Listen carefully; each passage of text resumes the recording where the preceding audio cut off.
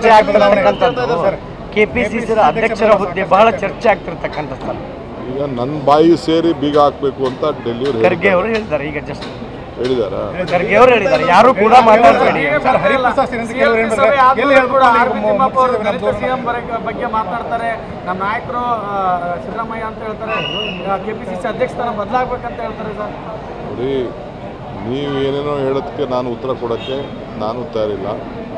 ಮಲ್ಲಿಕಾರ್ಜುನ್ ಖರ್ಗೆ ಸಾಹೇಬರು ನಮ್ಮ ರಾಷ್ಟ್ರೀಯ ಅಧ್ಯಕ್ಷರು. ಅವರ ಮಾರ್ಗದರ್ಶನದಲ್ಲಿ, ನಮ್ಮ ಪಕ್ಷದ ವರಿಷ್ಠ ಮಾರ್ಗದರ್ಶನದಲ್ಲಿ ನಾವೆಲ್ಲ ಕಾರ್ಯಕರ್ತರಾಗಿ ನಾವೆಲ್ಲ ದುಡಿದೀವಿ.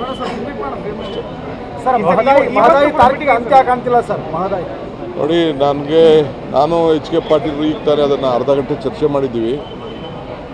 ನನಗೆ ಲಾಸ್ಟ್ ಮೊನ್ನೆ ಮೀಟಿಂಗ್ ಇತ್ತು, ಡೆಲ್ಲಿಲಿ ಮೀಟಿಂಗ್ ಇತ್ತು, 10 ದಿನದ ಹಿಂದೆ ಮೀಟಿಂಗ್ ಇತ್ತು.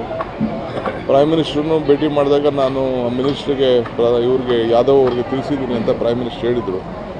ನಾನು ಚೀಫ್ ಮಿನಿಸ್ಟ್ರು ಪ್ರೈಮ್ ಮಿನಿಸ್ಟರ್ ಭೇಟಿ ಮಾಡಿದ್ದೇವೆ ಈ ವಿಚಾರ ಪ್ರಸ್ತಾವನೆ ಮಾಡೋಕ್ಕೆ. ನಿಮ್ಮ ಲೋಕಲ್ ಸೆಂಟ್ರಲ್ ಯೂನಿಯನ್ ಮಿನಿಸ್ಟ್ರು ಕೂಡ ಮಾತಾಡಿದ್ದೀವಿ ಅಂತ ಅವರು ಕೂಡ ನನಗೆ ತಿಳಿಸಿದ್ರು. ಅವ್ರನ್ನೂ ಹೋಗಿ ಭೇಟಿ ಮಾಡಿದ್ದೆ.